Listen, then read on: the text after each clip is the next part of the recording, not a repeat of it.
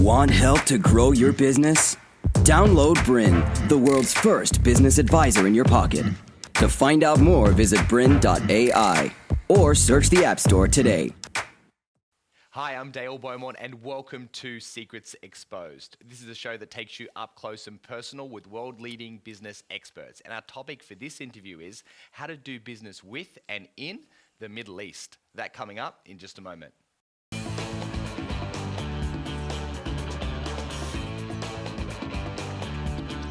My special guest today is Cynthia Derren, and she's the author of the book Camels, Sheiks and Billionaires, and is an expert in how to do business with and in the Middle East. And she's going to be joining us for a 45-minute interview here in the studio where we're going to go deep and talk about some of the first steps that you need to take about how to expand your business into this fast-growing market. Cynthia, welcome. Hi, Dale. So how did you become an expert in the Middle East? Well, look, that is a great question. It was actually kind of an accident. In 2001, I joined the Department of Foreign Affairs and Trade, and I thought I would be getting posted to Japan or to a French-speaking posting because those were the languages that I had. But the Department of Foreign Affairs and Trade decided that I had language aptitude, so they told me that I would be learning Arabic and going off to the Middle East. I was kind of horrified by that, you know, at the age of about 24. But I was more frightened of the department than I was of the Middle East. So I packed up and off I went. And I spent a number of years there. And so one thing led to another. After the diplomatic corps, I became a management consultant. And after that, I was the CEO at the Australia Arab Chamber of Commerce and Industry, which led me to then set up my consultancy. So something that started out as a bit of an accident really turned into something I decided to do. So you've lived in a number of countries in the Middle East and Yeah. worked all across the region, is that right? That's right, yeah. So I've lived in Egypt, I've lived in the United Arab Emirates and Qatar. I've spent a bunch of time in Morocco and Jordan and Kuwait. I spent nearly 4 years working in Iraq with the British and American governments. So I think the only places I haven't been are Syria, Yemen, and Algeria.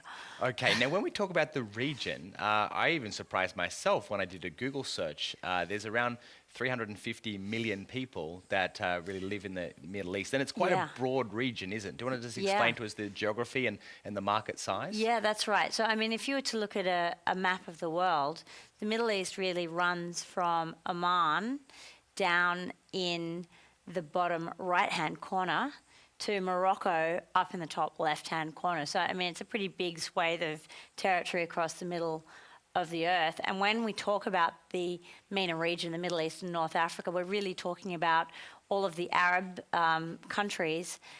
But, you know, if you want to expand the definition a bit, you could also include Turkey and Iran. But when we talk about those 350 million, we're just talking about Arab countries. And if you include Turkey, it really goes across 3 continents, really. You've got your Asian continent, Africa, and also into Europe as well. Pretty much, yeah.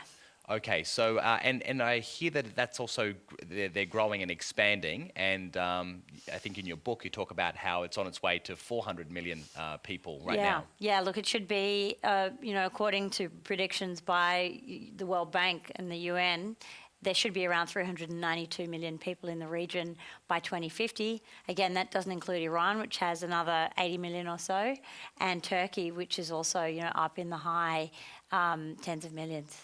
Fantastic. Okay, now let's talk about the reasons as to why someone would want to expand their business into the Middle East. It obviously sounds very, very exotic, and we know that there's lots of rich people there, but let's talk about the fundamentals. What are some of the reasons why we should expand? Well, look, firstly, the region is an area that's very rich in natural resources. So you've got many of the top oil-producing countries located in the region, and many of the top gas-producing companies. Now, if you follow the news, you will know that the oil price has been a bit volatile over the last year.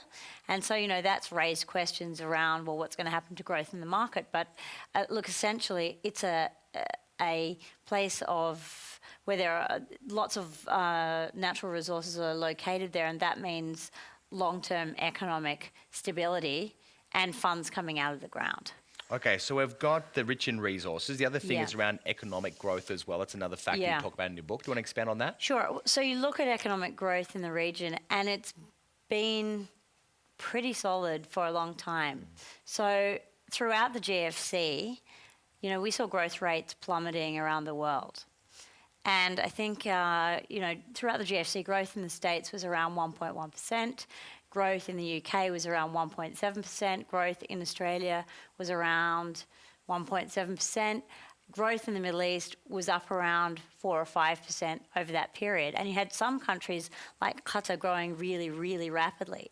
Now, that has actually dropped back a little bit with this oil volatility, but, there is still solid growth there, even this year, of 3.5 to 4%. Okay. You've also mentioned about the population growth as well, and that the market is very youthful. Tell me a bit about that and the impact that's going to have on future growth. Sure. So the population's expanding rapidly. It's basically the fastest growing region of the world after Africa. So birth rates are higher even than Asia. And what that means is that there are more people to buy goods and services that are produced. So whereas in Australia, we don't have that many people who are under 25, proportionally to the entire population. In the Middle East, you've got more than half the population under 25. So that means that, over the next 10 years or so, you're going to have millions of people, tens of millions of people entering the workforce, having aspirations for career and family and wanting to buy things. Now, additionally, there's an emerging middle class. So not only is the population as a whole growing, but people are becoming better and better educated.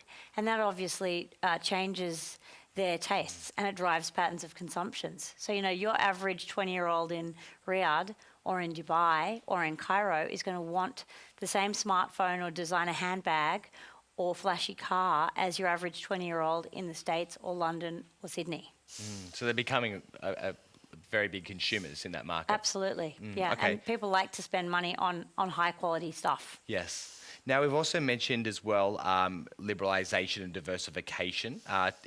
Tell us about those.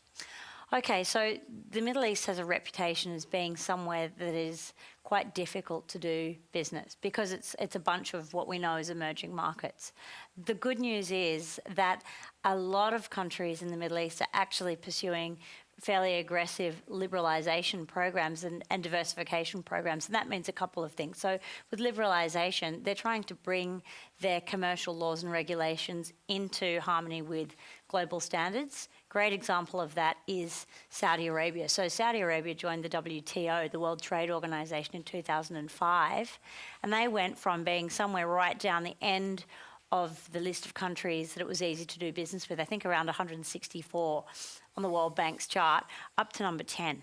And that's happened in the space of a decade. So when countries start to join global bodies, they start to have to bring their systems into harmony. And what that means is it makes it easy for example, Western companies to do business because they have more confidence in the system. Now, as to diversification, we're seeing it again, in the Middle East at the moment, particularly in Saudi Arabia. As that oil price goes down, governments are looking at ways that they can be less reliant on hydrocarbon resources and get more benefit from other areas of the economy. And so that is why, for example, Saudi Aramco, which is the massive state-owned Saudi oil producer, is now looking at IPOing, at going public and allowing pretty much anybody to buy shares in that, in that organisation and in that company. So they're really opening up and they're diversifying and they're building and looking to expand outside of their traditional, kind of oil and gas that they're known for. Yeah, that's right. And look, some countries have already done a great job at that. I think the UAE is probably the poster child for diversification. Yes. Because if you look at the amount that oil and gas now contribute to the budget, it's only around 25%. Well, in the Emirate of Dubai at least, and the other 75% comes from property, financial services, and tourism. So there are significant other sectors of the economy emerging to compete with that oil revenue. Now, you mentioned before that you learnt the language. So, do you think that everyone needs to learn the language in order to do business there? Look, you don't have to, and there are some places where you can definitely get by without it. So if you go to Dubai, you could live there for 20 years and never speak a word of Arabic and you'd be absolutely fine. Plenty of people do that. But you're going to get a lot further if you do. So people really respect you if you make the effort to learn Arabic, because Arabs are very, very attached to their language. They're much more attached to Arabic than we are to English. So even if you make the To continue enjoying this presentation, download Bryn, the world's first business advisor in your pocket. To find out more, visit bryn.ai or search the App Store today.